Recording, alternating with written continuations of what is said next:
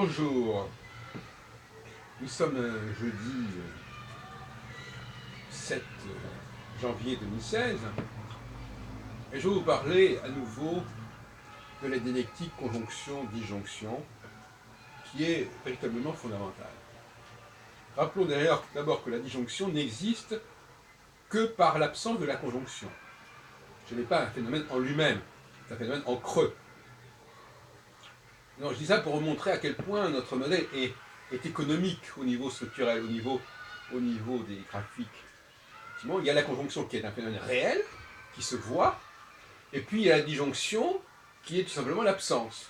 Là, on est dans une sorte de phénomène pavlovien, signal ou absent de signal. Il n'y a pas une planète ou une configuration spécifique à la disjonction. La disjonction, c'est le miroir de la conjonction. C'est la conjonction en train de se défaire. Je n'ai pas besoin d'avoir une planète pour marquer le processus A et une planète pour marquer le processus B. Là, on ne parle plus. Parce que la conjonction correspond à un phénomène qui n'est pas un phénomène social qui n'est pas le même que la disjonction. On est bien d'accord là-dessus. En revanche, le phénomène astronomique qui est sous-jacent à ces deux situations est le même. C'est la même planète qui n'est pas dans la même situation, qui n'est pas dans la même configuration. On n'a donc pas besoin d'un côté d'Uranus, de Pluton, de machin, je sais pas quoi, pour expliquer dans un cas ceci, dans un cas cela. Non, c'est un seul et même dispositif astronomique. Avec, effectivement, c'est comme de dire, la nuit, ça n'existe pas, ce n'est que l'absence de jour, c'est vrai. Il y avait une époque, quand on regarde les anciens, certains disaient qu'il faisait nuit parce qu'il y avait un astre qui envoyait du noir. Ben oui, bon. C'est un peu comme ça que les astrologues se trouvent aujourd'hui. Ils ne comprennent pas que ce sont deux choses qui n'existent que par absence, et donc qui ne correspondent pas à une planète, mais à une absence de planète. Alors, je reviens à cette dialectique fondamentale, dont on parlera certainement les 16 et 17 janvier, lors de notre prochain colloque à Paris, et qui n'est pas simple. Donc, bon, conjonction-disjonction, on sait ce que c'est, d'accord, sur le plan astronomique. Mais sur le plan de la réalité sociologique, historique, qu'est-ce que c'est? Et là, on peut effectivement discuter. Parce que on peut s'arrêter sur tel et tel point, sur tel et tel événement, en disant « Ah, mais c'est ça qui est le facteur marquant de la conjonction, ou le facteur marquant de la disjonction. » Mais peut-être que c'est pas du tout ça. On peut donc être engagé sur des voies de garage, sur de fausses pistes, parce que, tout simplement, la confrontation entre le modèle et ce qu'il est censé expliciter, c'est une confrontation qui est toujours à haut risque. Pourquoi? Parce que ce sont des suppositions. La question est de savoir quel est le facteur, qui est le facteur pertinent. Et les autres facteurs sont peut-être simplement aléatoires. Alors prendre un facteur aléatoire pour un facteur déterminant, c'est là le risque d'erreur majeure, auquel personne n'échappe, puisque dans ce domaine de la recherche, on peut croire, à tort ou à raison, que c'est cet élément-là qui est absolument crucial, et après on s'aperçoit que sur la longue durée, ce n'est pas vraiment ce point-là qui est crucial, et qu'en croyant que c'est crucial ce point-là, on va faire de fausses prévisions, parce que précisément on va annoncer qu'à tel moment, cet facteur crucial va forcément réapparaître, alors que ça n'est pas le facteur crucial, et que c'est un autre facteur qui était important et qu'on a négligé de considérer. Et à ce moment-là, on fait de fausses prévisions. Donc, la qualité de l'analyse est essentielle avant toute. Enfin, elle détermine la qualité de la prévision. C'est pas sorcier, il n'y a pas un problème. Hein. Une mauvaise analyse des données au départ, des données structurelles au départ, ne peut qu'hypothéquer la qualité de la prévision. Maintenant, je reviens sur cette question. C'est vrai que nous savons aujourd'hui, par exemple, que nous sommes en 2015, 2016. Nous savons qu'il y a en effet une configuration de Saturne, une conjonction de Saturne avec Antares. Pour ceux qui rentrent dans ce modèle. Et puis ceux qui rentrent dans un autre modèle, ils auront les mêmes problèmes à résoudre de toute façon. Maintenant, qu'est-ce qui se passe actuellement? Qu'est-ce qui se passe qui est signifiant? pour notre modèle? On peut hésiter, on peut se poser des questions. On peut croire que c'est ceci et pas cela.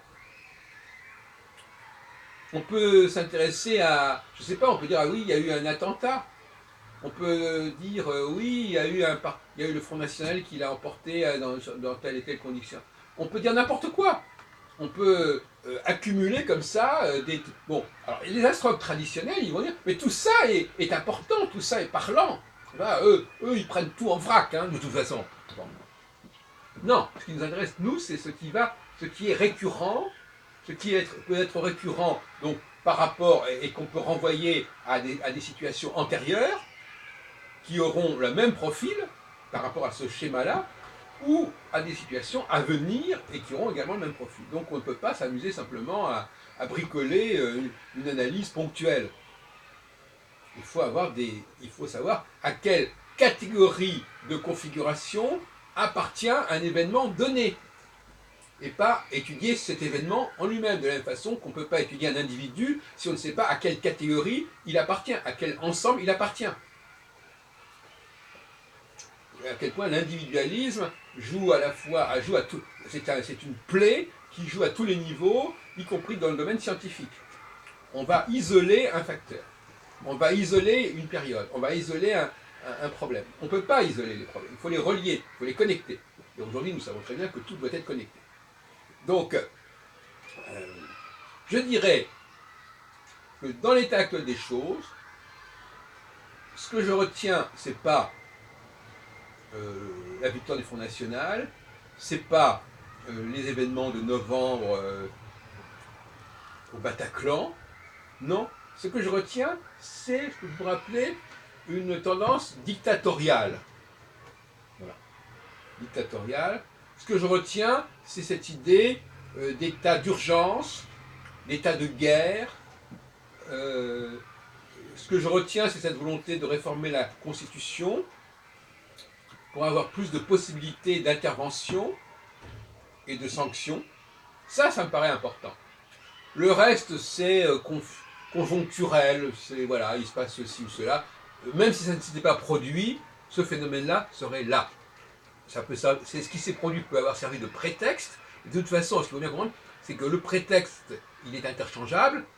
Le phénomène lui-même, à savoir l'affirmation de la nécessité d'une direction, d'un pouvoir fort, sans barrière, sans obstacle, et la tendance forte aujourd'hui. C'est ça qui me paraît important.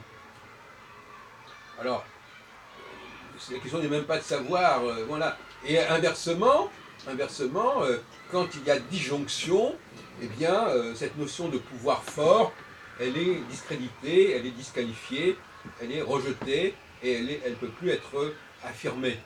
On l'a vu au printemps arabe, il y a même pas plus de 4 ans. Donc, 4 ans, c'est justement ce qui différencie en gros une conjonction d'une disjonction. Donc, si en 2015 on est en conjonction, 3 ans, 4 ans avant, on était en disjonction. C'est pas compliqué, hein, mon astrologie, elle se fait, elle n'a pas besoin d'avoir des ordinateurs pour fonctionner. Donc, actuellement, nous avons ce que j'appellerais, en quelque sorte, pour employer mon jargon, un processus androgynal. Androgynal, ce qui renvoie un peu à la forme, disons, de ce qu'on pourrait appeler l'autocratie. L'autocrate. C'est-à-dire celui qui se régit lui-même, qui n'a besoin de personne d'autre. C'est aussi la notion d'autorité. Autorité. Auto, ça veut dire soi-même, pour soi-même, en grec. Et donc, afto. Et donc, dans tous les domaines, il y a actuellement des gens qui se présentent et qui disent qu'ils n'ont besoin de personne, qui sont capables par eux-mêmes de prendre des décisions, de les imposer, et qu'ils ne demandent conseil à personne, on leur demande aux autres simplement de suivre, d'emboîter le pas. Ça, c'est une phase conjonctionnelle. C'est la phase d'un leadership fort, qui n'a besoin d'aucun conseil, qui n'a besoin d'aucune assemblée, qui peut suspendre à la limite le fonctionnement de l'assemblée ou du parlement. qui veut des pouvoirs exceptionnels, des pouvoirs spéciaux. C'est ce qu'il faut attendre chaque fois qu'il y a un processus conjonctionnel, même tous les 7 ans. Donc ça ne doit pas être dramatisé, contrairement à ce qu'on dit. Ah là là, non, c'est qu'à un moment donné, une société a besoin de ce processus. Tout comme par exemple à Rome, il y avait des moments où on suspendait et on faisait appel à un dictateur, Coriolan par exemple. On l'appelait, ça ne doit jamais durer très longtemps. Il faut bien comprendre qu'il ne s'agit pas de situations qui doivent se perpétuer, en aucune manière. Ce sont des situations qui sont ponctuelles, tout simplement dans un cycle de 7 ans, et dans un cycle de 7 ans, il y a à la fois conjonction et conjonction, donc vous imaginez bien qu'au-delà de 2-3 ans, ça n'est plus possible. De toute façon, ça n'est plus supportable. Donc il faut bien comprendre, et ça c'est toute une nouvelle philosophie du droit. Il ne s'agit pas d'instaurer une fois pour toutes telle et telle formulation, il s'agit de faire alterner les formulations, pas au niveau d'une élection qui ferait alterner la gauche et la droite, c'est pas ça la notion d'alternance désormais. La notion d'alternance, c'est une alternance institutionnelle. L'institution elle-même doit prévoir cette alternance en son propre sein. Elle ne doit pas dépendre de quelques résultats électoraux. Et à ce moment-là, d'ailleurs, on pourrait même se poser la question de savoir s'il est vraiment nécessaire de faire des élections. Si le système de droit constitutionnel était parfaitement au point, il n'y aurait pas besoin de faire des élections, puisque lui-même, il évoluerait en respectant une certaine forme de cyclicité. Il se transformerait lui-même, il intégrerait lui-même ses variantes de changement. Et où la révolution ? Donc finalement, le vote ne serait qu'un pis-aller pour compenser une insuffisance de la pensée juridique, de la pensée constitutionnelle. Et d'ailleurs, la Constitution de la Ve République le prévoit, il y a l'article 16, et donc il est possible à un certain moment de transformer les choses, de même qu'il y a l'article 49, pour faire passer aussi plus rapidement. Il y a des moyens à certains moments de faire pression pour gagner en efficacité, gagner en rapidité, gagner en concentration du pouvoir et tout ce que ça peut apporter comme positif. Et effectivement, pendant ces périodes dictatoriales, il y a une population de ministres, d'apparatchiks, etc., qui se retrouvent plus ou moins au vestiaire, si on peut dire, on va dire, elles se retrouvent plus ou moins sans travail. Et alors, la notion de travail elle-même, elle est saisonnière. Il y a des périodes où on a besoin d'un personnel beaucoup plus ample, et des périodes où on a besoin d'un personnel politique beaucoup plus réduit. Ce n'est pas la notion de travail dont on parle actuellement, ça n'implique pas forcément quelque chose de linéaire. On peut très bien payer les gens à un certain moment pour faire certaines choses, à un autre moment on les met au chômage, et après on les recrute à nouveau. Voilà, là on est en train de cerner le XXIe siècle au niveau de sa conception du travail, de sa conception du droit, et ça me paraît extrêmement intéressant. Donc, je crois que j'ai à peu près dit ce que j'avais à dire, n'est-ce pas ? La conjonction implique une simplification des modèles, une simplification du personnel politique, simplification qui peut aller tout simplement parce qu'il n'y a plus qu'une seule personne, et il n'y a pas besoin de crier au scandale pour autant. Si c'est prévu dès le départ dans le concept juridique lui-même, il n'y a pas à dramatiser, il n'y a pas de la même façon, si à certains moments le processus dictatorial doit cesser, eh bien il va cesser. Et à ce moment-là, il y aura un relais où il y aura une collégialité, il y aura des processus d'assemblée qui prendra la place.